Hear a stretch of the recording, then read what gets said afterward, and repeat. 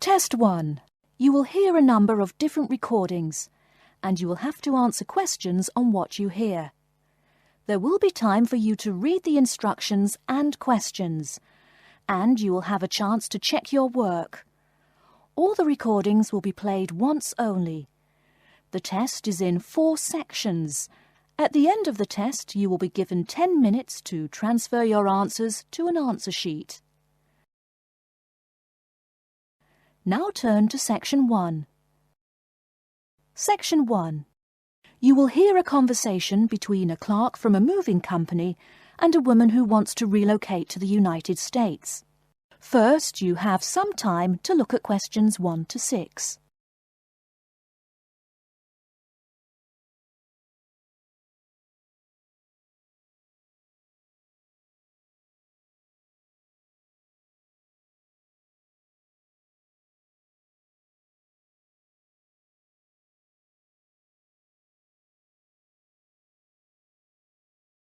You will see that there is an example which has been done for you. On this occasion only, the conversation relating to this will be played first. Good morning, ma'am, and welcome to Australia's Moving Experience. How can I help you? Well, I hope you can help me. I'm so up in the air right now. Just calm down now. Let me guess. You're moving and it has you a little confused. That's it exactly. You see, I'm relocating to the United States next month, and I'm having a hard time getting organised. Here, fill out your name and address and let me ask you a few questions. Oh, what should I call you? My name is Jane Bond. The woman says that her full name is Jane Bond, so Jane Bond has been written in the space. Now we shall begin. You should answer the questions as you listen, because you will not hear the recording a second time. Listen carefully and answer questions 1 to 6. Good morning, ma'am, and welcome to Australia's Moving Experience. How can I help you? Well, I hope you can help me. I'm so up in the air right now. Just calm down now. Let me guess. You're moving and it has you a little confused. That's it exactly. You see, I'm relocating to the United States next month, and I'm having a hard time getting organised. Here, fill out your name and address and let me ask you a few questions. Oh, what should I call you? My name is Jane Bond. OK, Jane, first of all, what's your work phone number? In case I have any questions about things. My work phone is 9463 550. But please try not to call me too often there. My boss hates personal calls. So does mine, ma'am. So does mine.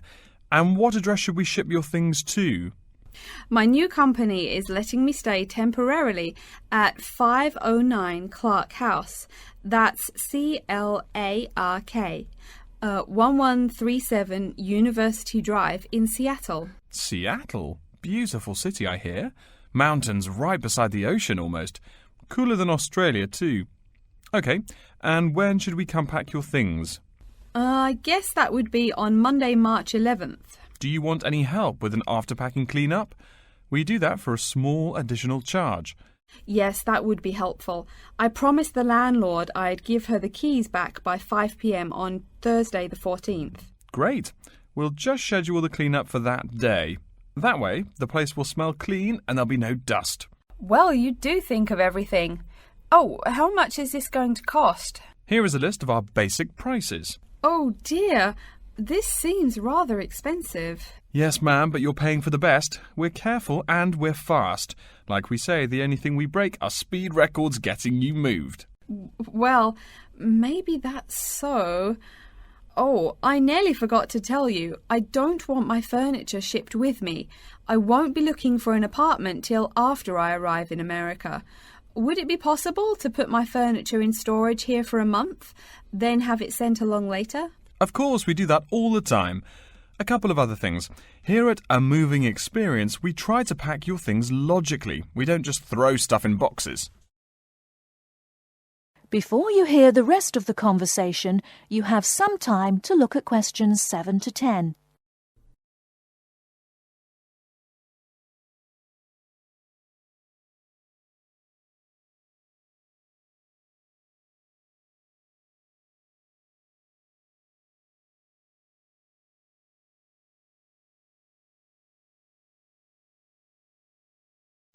Now listen and answer questions 7 to 10. Do you have any special requests? You know, things you want packed in some special place so you know where to find them. Like what? Oh, I don't know. Things like dishes, maybe. Not to be rude, but you look like a lady who likes to eat. Ah, yes, I need my dishes and things where I can find them quickly. Great. We'll put those dishes and cutlery in what we call the emergency pack. Can you think of anything else? I do have an antique tea kettle my great-grandmother gave my mother. I wouldn't want to lose that.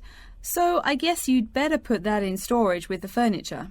Grandma's tea kettle with the furniture. Got it. Say, how about things like your alarm clock? You don't want to miss your plane on the big day, right? Well, you certainly think of everything. Yes, that's right. I'll also need my alarm clock where I can find it. Fine, we'll put that in your personal package. And of course, we'll give you a list of where we pack everything. So all you'll have to do on Thursday the 14th is grab your luggage on your way out the door. I couldn't help noticing the new CD player you're carrying. Is that a Samsung? Why, yes it is. One of their best. Cost me nearly $100, it did. Do you want to take special care of it? I mean, it's brand new. Take care of it, but nothing special. You can just put it in storage with the furniture. That looks like everything we need here. I guess you're all set. That was certainly quick. Thank you, young man. This has been a most moving experience. That is the end of Section 1. You now have half a minute to check your answers.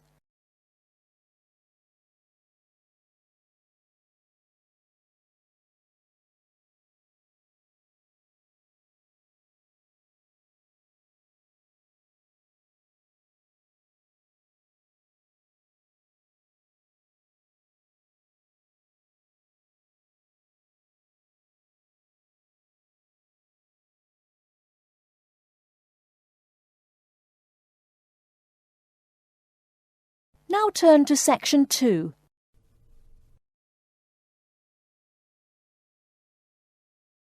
Section 2. You'll hear an introduction to a conference on computer system language learning. First, you have some time to look at questions 11 to 16.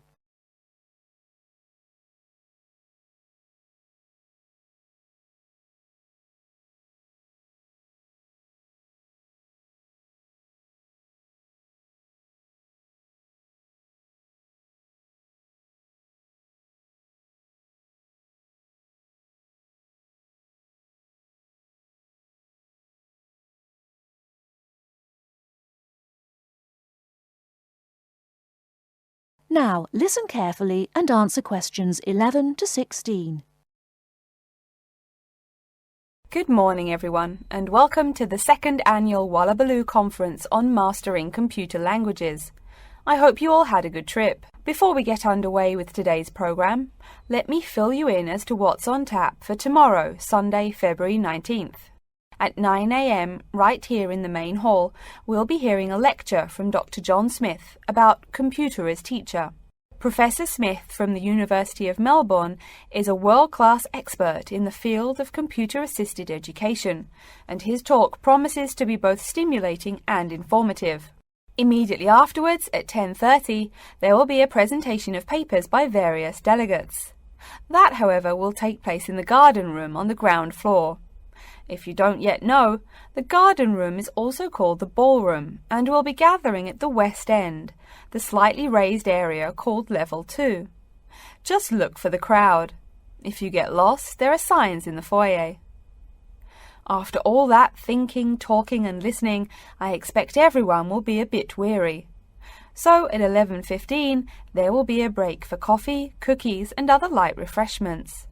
These will be available at the aptly named refreshment stand, placed by the door back here in the main hall. Also, if you choose to skip the formal lunch, you can buy a packed lunch at the stand for a reasonable price.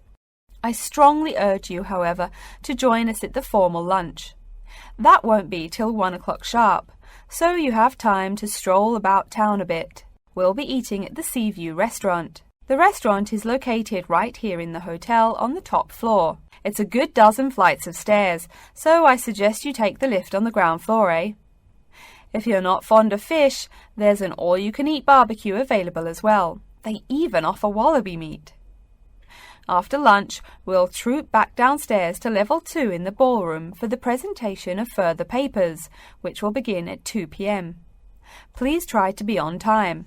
I know you'll be a bit tired after lunch, but the ballroom echoes so with people coming in late. Thank you in advance. Once we've heard the papers, we'll break for afternoon tea at 3:10 p.m. No need to walk. The manager of the refreshment stand has graciously agreed to have tea served in the ballroom. He's even promised us some special scones, baked from a recipe of his dear old Scottish grandmother. Then, tea being drunk and scones munched, we'll retire here to the main hall for some closing remarks and questions. So, by 5 o'clock, we should have the conference wrapped up. But the fun isn't over. This is Australia, mates. We'll be flocking to the hotel's own Palm Lounge on the east side of the foyer for an informal reception. You can relax, mingle with the other delegates, and let your hair down a bit.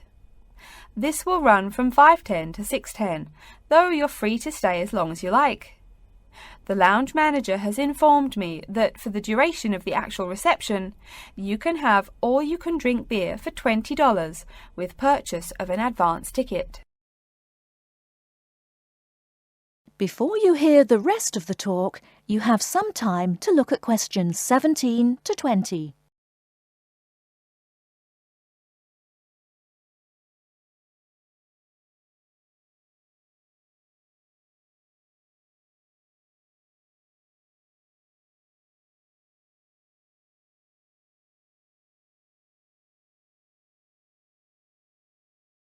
Now listen and answer questions 17 to 20.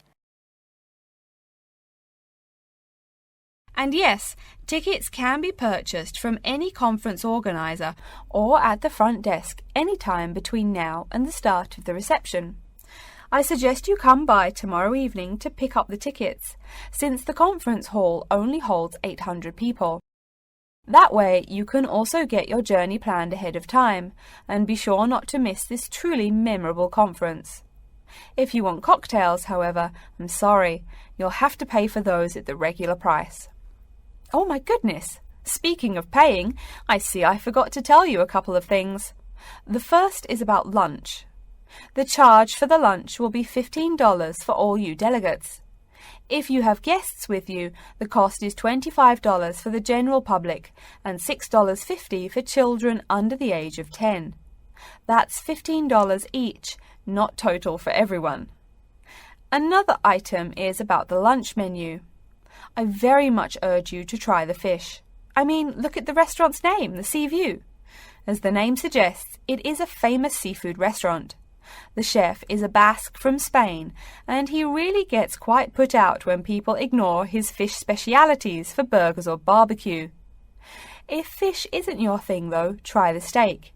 He makes an exquisite filet mignon topped with blue cheese and mushrooms. Finally, if you'd like to buy a ticket, you can have both lunch and unlimited beer for $35. I should have mentioned that earlier, but I am a bit forgetful. Maybe I should avoid the beer after the conference, eh? Well, I've said my bit. Are there any questions? That is the end of section 2. You now have half a minute to check your answers.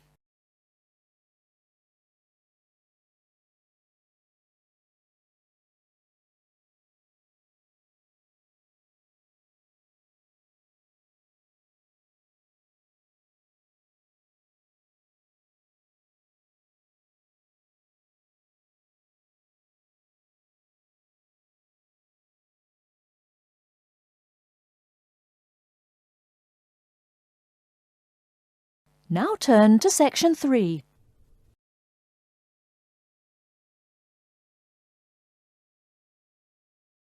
Section 3. You will hear a student called Tina asking Professor Van Diezen for advice on choosing courses. First, you have some time to look at questions 21 to 26.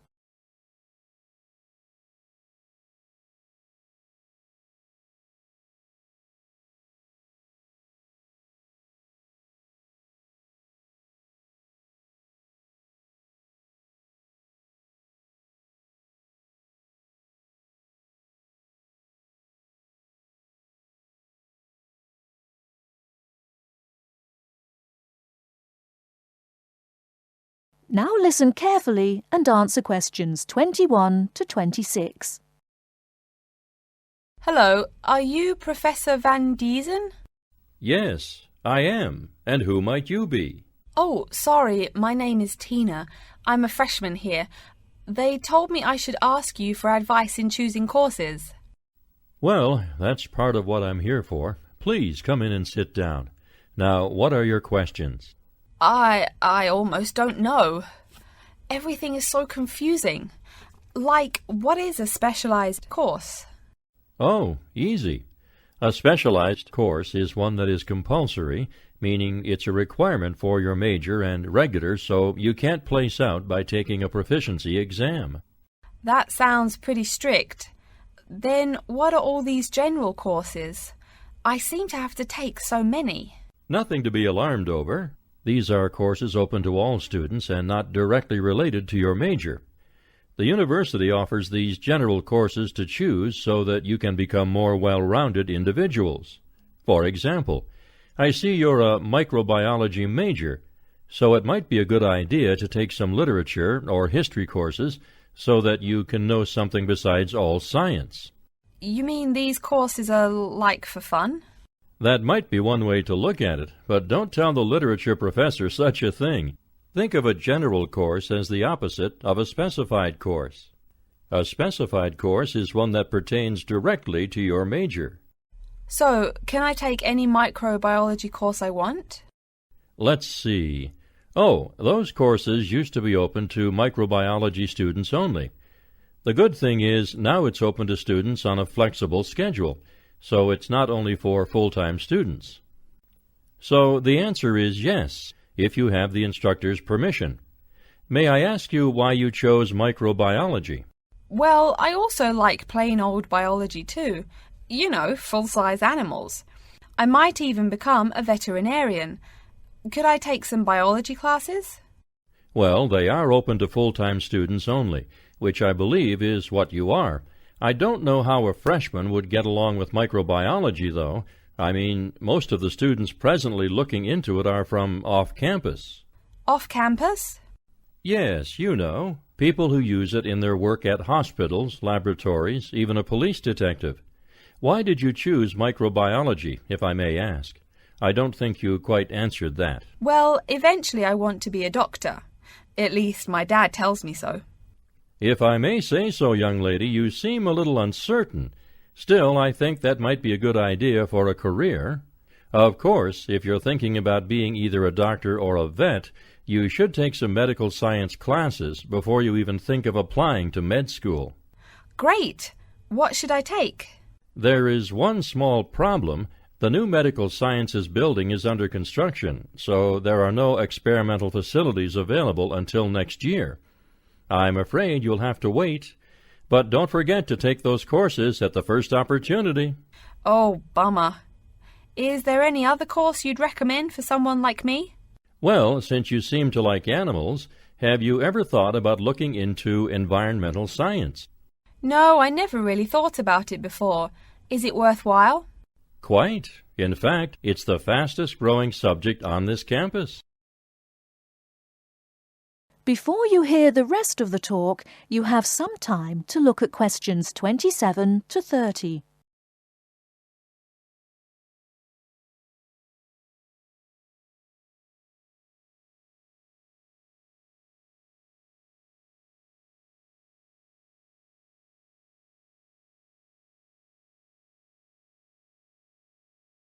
Now listen and answer questions 27 to 30. I'm sorry, I couldn't help noticing the long list of classes you've written out there. May I have a look? Oh, sure. Medical science, statistics, laboratory techniques, medicine, mathematics, computing. My, a bit of everything here. Is it too much? For your first semester, yes. What I suggest is starting out by taking the compulsory courses. Like we said before, the medical science can wait. Consider taking that in your sophomore year. I think I'd put off computing, too. I recommend to all freshmen that I talk to get the compulsory mathematics out of the way as early as possible, so take that one. It'll be one less difficult course you have to focus on when the science lab opens next year, and you have to catch up on classes like laboratory techniques. Your major also requires statistics, so you have to balance 2 math classes, and no doubt you should take that. Otherwise, get your required medicine course out of the way by taking something theory-based. Oh, of course, and your environmental science class, if you're interested. The others can wait, though I think computing is definitely a good idea, even though it's not required. I see, too, on your paper there you seem to have had high marks on the entrance exam. Yeah, I guess so. Don't be shy. Have you thought about applying for a scholarship? Do they have any? I mean, my dad is always complaining about how much money it costs him. In your department there are actually 3 full scholarships available. They cover tuition and provide $1,500 cash. $1,500 cash? Party! Please, miss, the money is intended more as a textbook allowance, not party money. If you promise to behave, I'll show you how to apply. Great, and thanks. That is the end of Section 3. You now have half a minute to check your answers.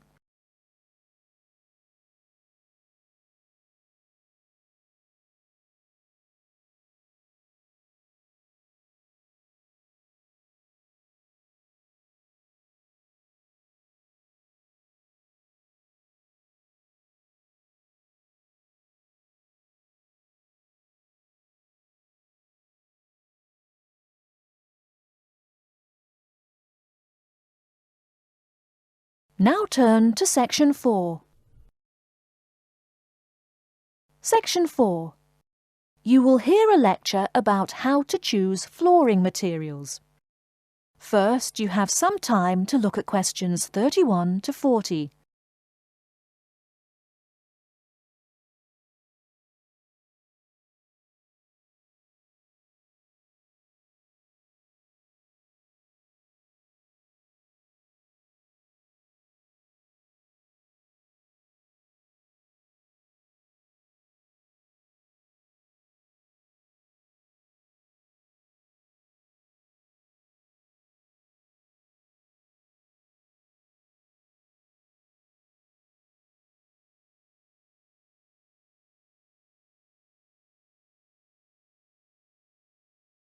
Now listen carefully and answer questions 31 to 40.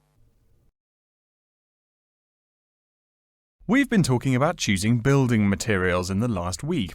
Now, a great many factors influence the choice of building materials. You can't make a house of cards, right? And people who live in glass houses and all that. Anyhow, today I'd like to say a few words about flooring. Some artificial materials can be used, like plastic for instance, which offer mixed blessings when used as a flooring surface. On the one hand, plastic is cheaper than nearly any other alternative, short of bare ground. Plastic also does not warp like wood. On the other hand, the best that can be said about plastic is that it looks like wood or stone. However, it cannot replace the real materials. As I have mentioned, I'm fixing up a new house. The decorator my wife hired told me plastic does a great job of looking exactly like plastic. Besides, it scratches easily, fades or discolors, and starts cracking within a year or two. So if you're fitting out a sleazy hotel or plan to live in a trailer park, go with the plastic. Really though, for all intents and purposes, this leaves us with wood or stone as choices for flooring. Stone and wood are alike in at least one respect. Both go through processing before they can be put to use. Since few of us cut our own lumber or quarry our own stone, this is not perhaps a pressing concern. Still, do-it-yourselfers would do well to remember to buy only properly seasoned wood. Unseasoned wood warps, and a warped floor quickly becomes firewood, and its owner quickly becomes poorer. Likewise, except for dull-hued materials like slate or sandstone, most stone floors are polished before installation. The choice goes well beyond just wood or stone. Each type requires many further considerations. A few special remarks are called for when considering wood. For example, as always, aesthetics, personal taste and layout all play roles, as well as the type of house or room. Oh, and certainly don't forget the cost. When it comes to cost, a rule of thumb is that the softer and less exotic the wood, the lower the cost. In the US, for instance, pine is both ubiquitous and cheap. Mahogany is imported and exorbitantly expensive. If you're on any kind of budget when remodeling, it's really helpful to remember to go for the softer woods. Aside from cost, there are still lots of different factors that are important in choosing the best flooring for the job. Continuing with the example of wood, one must consider the effects of each type of wood on the mood of the room. When selecting the best wood to use, particular attention needs to be paid to its grain patterns, texture, and colour. In rooms where relaxation or deep thought is the aim, say bedrooms or the study, dark, strong-grained woods are the rule. Here, the grain ought to match the furniture for a feeling of homogeneity. In rooms where activity and motion are typical, the dining room or living room, lighter, finer-grained lumber is more suitable. In such a setting, the wood grain might be useful in offering a contrast to the furniture. This leads to a feel of subconscious excitement in keeping with the room's function. In either case, though, consult a decorator. It is a decorator's job to know what materials to use to fit the function of the room. Though some things about putting together a room are subjective and based on one's individual taste, materials appropriate to a room's function are much more straightforward. A decorator takes the needs of the customer and uses a mathematical formula rather than subjective words. Since feelings vary from person to person, verbal descriptions of wood types tend to be ambiguous. You want the wood you select, not something approximate. And if you do decide to do it yourself, remember that all wood must be treated with preservatives to enhance its appearance and preserve its natural beauty. In the case of stone, or quarry tile, as flat-cut flooring stone is properly called, a new set of considerations must be weighed up. Simple colour aside, the degree of reflection must be kept in mind. This is called the reflectance rate, which is expressed in a number between 0.0 and 1.0, depending on the amount of light it reflects. At one end of the scale is polished silver. At a rating of 1.0, this shiny surface reflects nearly all of the light directed at it. Numbers closer to 0 describe materials that absorb more light. Moving down the scale a bit, we see that plastic that has been painted white has a rate of 0.8, which makes sense. We know that the colour white reflects all other colour, while black absorbs all colour, and plastic itself is a relatively reflective material. Materials that are denser and darker have reflectance rates much closer to 0. The quarry tile I mentioned a while ago has a rate of 0.1. As you may know, quarry tile is generally dark brown and made from clay, so it is quite dense. Of course, there is considerable variation among types of quarry tile because of the hue or treatment of the clay during its creation. Does anyone have any guesses as to what material may have a rate of almost 0.0? We can guess most of these materials are black in colour, but plastic, wood and even stone reflect some light. One material with a rate of almost 0.0 is black velvet. The texture produces almost no shine at all. Carrara marble, despite its white hue, is actually lower in reflectivity than black onyx. In any case, the fact that tiles vary somewhat should not be forgotten. A highly reflective floor would not be suitable in a library. It would be indispensable in a ballroom, should your home be large enough to feature one. Again, a rule of thumb is that light means lively. Since form and material follow function, one should only use the more reflective materials in rooms where the cultivation and expression of energy is important. Bear in mind, too, that most types of stone cost more than all but the rarest of wood. Of course, there is no reason why some rooms of a house should not feature wood floors or other stone tiles. You can even mix the two. A room with wood panels on the walls can have a beautiful stone floor. My bedroom has white birch walls and a light blue slate floor. The place looks like a Russian hunting lodge. Remember though, go with what feels right for you. Good taste and the laws of interior design are the homeowner's servants, not his master. It's only beautiful when you decide it is. I mean, you're the one who lives there, not the decorator, right? Okay, are there any questions? That is the end of section 4. You now have half a minute to check your answers.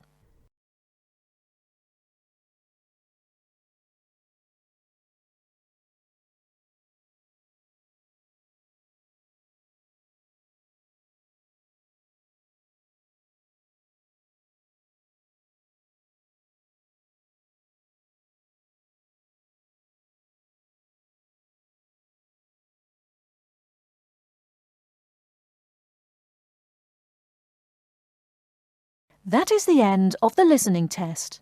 In the IELTS test, you will now have 10 minutes to transfer your answers to an answer sheet.